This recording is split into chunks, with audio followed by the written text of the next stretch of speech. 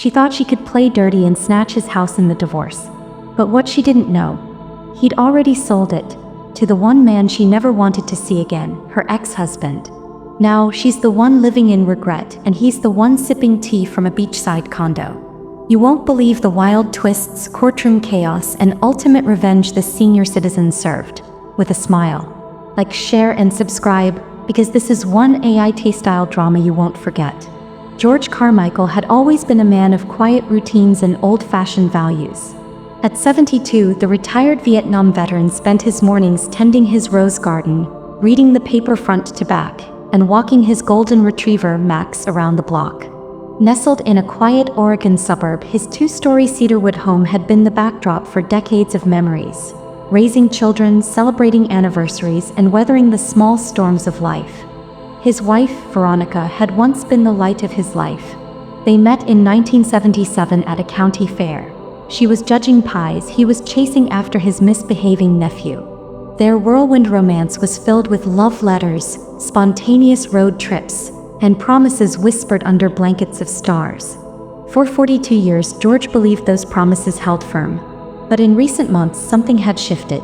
The warmth in Veronica's voice was gone, replaced by clipped tones and sudden silences. She started staying out later, blaming book clubs and charity galas. George noticed her phone was always on silent.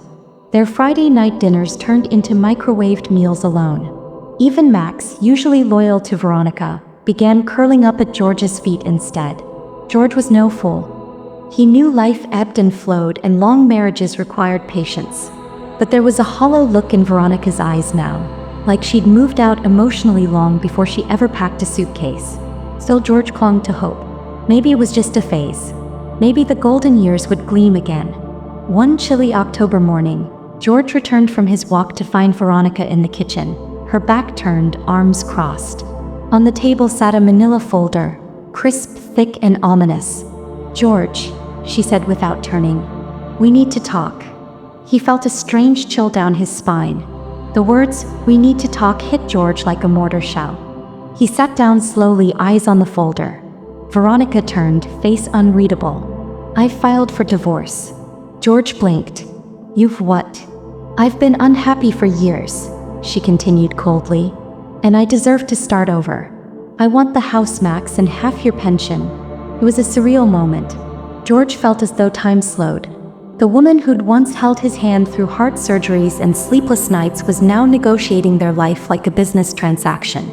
"I see," George replied, voice steady. "Anything else?" "I want you to leave by the end of the month," she added. "I've already spoken to an attorney. They say it's well within my rights." George nodded slowly, hiding the storm brewing inside him. "Well, Veronica," he said, "you may want to talk to my attorney too." But at that moment he had no lawyer, no plan, just betrayal. Later that night, George sat alone in the den, lights off, Max curled at his feet. He started digging. Bank statements, credit cards, property titles. And that's when he found them.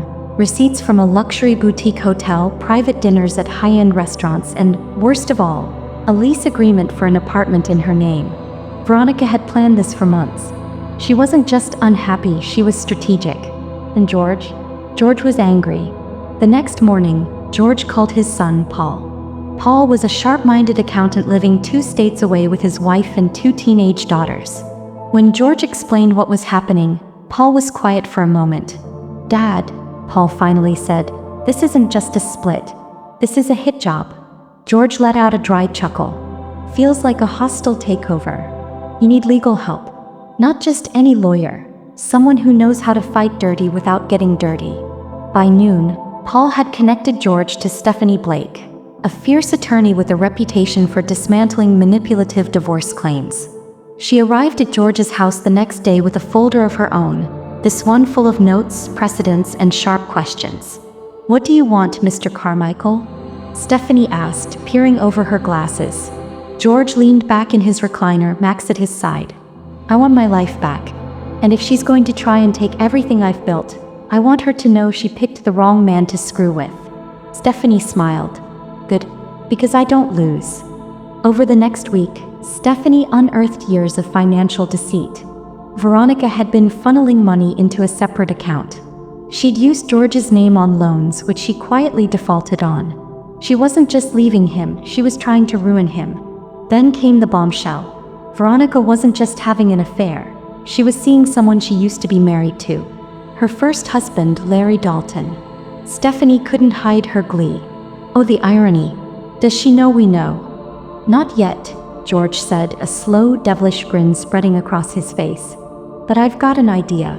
And just like that, the quiet, routine-loving man who once watched gardening shows at 6 p.m. was now planning one of the most satisfying revenge plays the neighborhood would never forget. Stephanie Blake was not your typical elder law attorney. With bright red glasses and heels that echoed confidently down courthouse hallways, she had a reputation for taking cases that others thought were unwinnable. She had a soft spot for senior citizens, particularly the ones underestimated by manipulative spouses. At her downtown office, she and George sat over a steaming pot of herbal tea. "Here's the good news," she said, flipping through papers. "The house is solely in your name. You purchased it before the marriage and she signed a quitclaim deed when you refinanced in '92. That means unless it's placed under litigation, you can legally sell it at any time." George's eyebrows rose. Even during divorce proceedings? If it hasn't been formally entered into the dispute? Absolutely. That window might close soon, though. George nodded slowly, already thinking. Stephanie leaned forward. "Now here's the fun part. You say she's seeing Larry Dalton, her first husband." "Last I checked," George said. "He hated her more than mold in his old Mustang." Stephanie grinned. "Then he might be the perfect buyer." George stared at her for a moment. "You're not suggesting what I think you are." She leaned back, smirking. "Why not sell the house to Larry? Wiggly, quietly, before she can touch it. The poetic justice writes itself." George chuckled, then laughed so hard Max started barking. By the end of the meeting, Stephanie had drafted a basic real estate transfer plan. George's only condition: Veronica must not suspect a thing until it's done. She tapped the folder. "Then we'd better move fast." George nodded. "Let's serve revenge. But let's do it civil, clean, and airtight." Stephanie raised her teacup. "To justice." George clinked his cup with hers. "To surprise endings." George didn't sleep that night. Not because he was anxious, but because for the first time in weeks he felt alive. Revenge wasn't just sweet, it was energizing. He woke early the next morning, made his coffee, and began digging through his old address book. There it was, tucked between the dog-eared pages. Larry Dalton. Last known address, a small condo in Medford. George picked up the phone. "Larry Dalton speaking." "Larry," George said calmly. "It's George Carmichael." There was a pause, then a chuckle. "Well, I'll be damned. To what do I owe the honor?"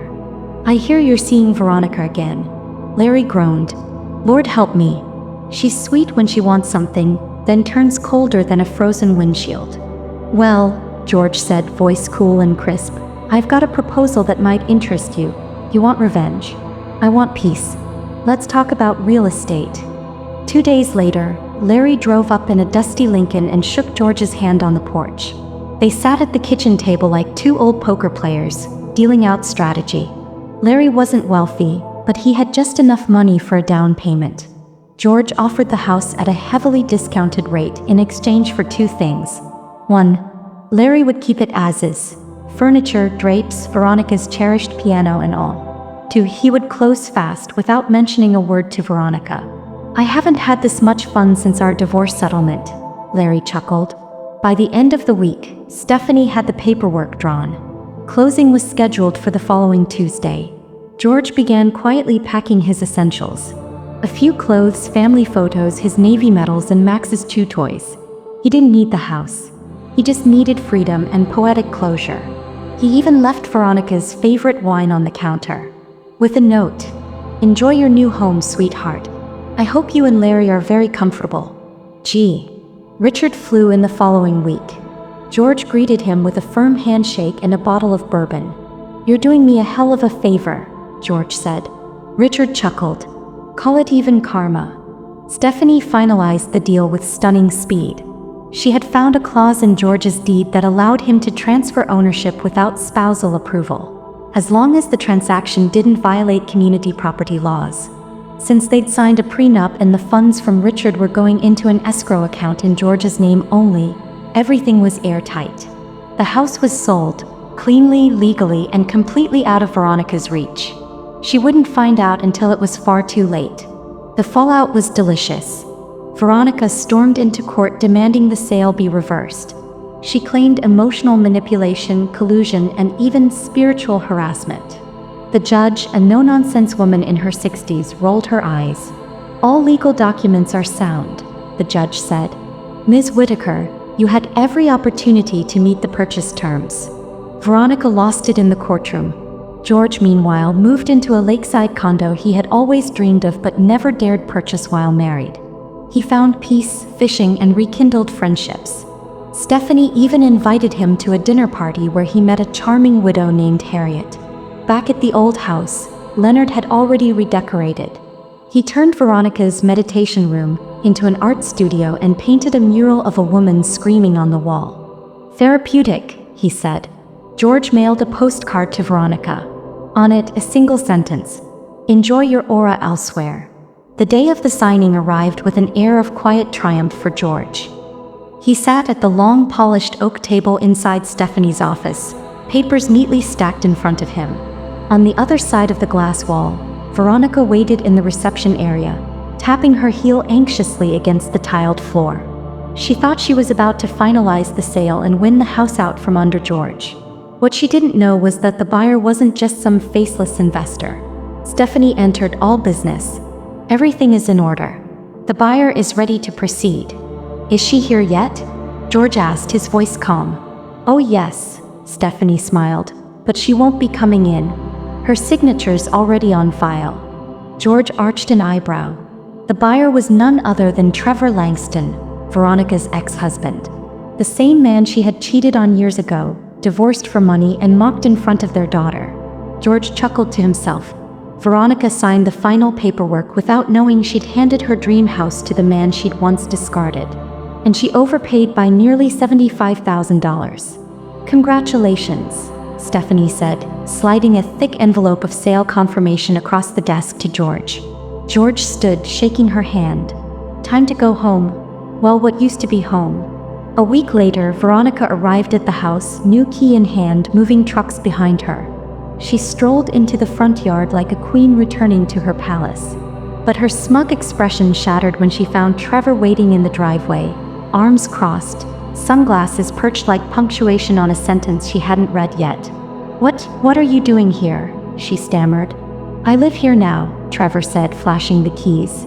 "That's impossible," she yelled. "I bought this house." "No," Trevor said coolly. "You paid for it. I own it. Ask your lawyer if you don't believe me." Veronica's knees nearly buckled. "You conned me." Trevor laughed. "No, sweetheart. George sold it to me fair and square. You made it all too easy." From the sidewalk, George stood sipping coffee, smiling gently. "Should have left me alone, Veronica," he screamed. She screamed. Neighbors peeked through their blinds. The queen had been dethroned in public. The story spread like wildfire. Veronica became the punchline of neighborhood jokes and the cautionary tale in divorce forums. Her daughter, Paige, was furious, not at George but at her mother. "You tried to ruin his life, Mom. And you got burned." "I did it for us," Veronica wailed. "No, he did it for you. And look where that got you." Veronica moved into a small rental apartment 40 minutes away. Alone. Meanwhile, George's life had never been better. He bought a cozy lake house with the extra money from the sale. Stephanie and he stayed close. Trevor even invited him over for poker night. Poetic justice never tasted so sweet. George eventually shared his story anonymously on Reddit's AITA subreddit. "He for selling my house to my ex-wife's ex-husband just to spite her after she demanded it in the divorce?" The internet went wild. Top comment: "Not the a-hole. This is the most satisfying revenge I've read in years." Second comment: "Plot twist of the decade. Bravo, George. Bravo." Third comment: "Can someone make this a movie already?" George just smiled, logged off, and returned to his garden.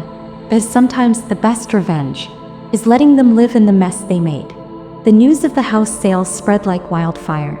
Veronica was furious, but what truly stung was realizing who had bought it. Her ex-husband, Martin, now owned the home she believed was hers by right. She stormed into her attorney's office, throwing papers and demanding explanations. "I want it back," she screeched.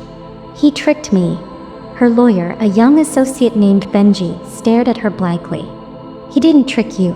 You signed the settlement. You asked for the house and he sold it to someone legally. You never stipulated who it couldn't go to." Veronica slammed the desk. "This is a declaration of war." Meanwhile, George enjoyed his morning coffee with Martin on the patio, the same patio Veronica used to boast about. "You know she's going to blow a gasket," Martin said, laughing. "She already has. I heard she tried to call the HOA to complain about a violation." Martin raised an eyebrow. "About what?" George smirked. "Your new flamingo statue." The family drama wasn't far behind. George's daughter, Mia, was furious when she learned about the sale, not because she was on Veronica's side, but because of the spectacle it created. "Dad, I had people texting me screenshots from Facebook," she snapped. Veronica went on a rant. "Called you a manipulative old snake." George shrugged. "Better a snake than a fool." But Mia wasn't done. "You could have told me. I had no idea you were planning this." "You were busy being Switzerland," George replied calmly. "I needed people I could trust." Mia stormed out, but George knew she'd come around. His son, however, sent a congratulatory text with a string of laughing emojis. "Dad, legend. Snake Fire House Garden." Veronica's final hope lay in the Homeowners Association. She filed a formal complaint, accusing Martin of disturbing the neighborhood's serenity. "He has a hot tub out front," she barked at the HOA president. "It's in the back," the president replied, bored. "And a pink flamingo statue, which is perfectly legal under Section 12C. Veronica left in a rage, fuming as George pulled up in his new convertible, grinning. "You know, I almost miss your cooking," he said. "Almost." She hurled her handbag at him. He ducked. Weeks passed and Martin, ever the strategist, made his next move. He approached Veronica at a country club. "I'll sell the house to you," he said. She narrowed her eyes. "What's the catch?" "Triple what I paid." "You're insane." Martin smiled. "Just business. Besides, you wanted it so badly. Isn't it worth it?" She stormed off again, this time with no words. But George, watching from a distance, toasted Martin from his table with Stephanie. "To poetic justice," George said. A year later, Martin still lived in the house. He'd painted it a cheerful teal blue and started hosting poker nights. George often visited, sometimes bringing Stephanie, who had become more than just his lawyer. Veronica moved into a small condo. Rumor had it she was suing her lawyer, the one who let her sign the settlement. Mia eventually came around, realizing her dad had found happiness, and even joined one of Martin's poker nights. As for George, he started writing a memoir titled, How to Sell a House and Bury a Grudge. And every now and then when he drove past Veronica's condo, he couldn't help but whistle. "Home sweet home," he'd chuckle. Like, share and subscribe if you loved George's ultimate revenge. What would you do if someone tried to steal your home in a divorce? Tell us in the comments below.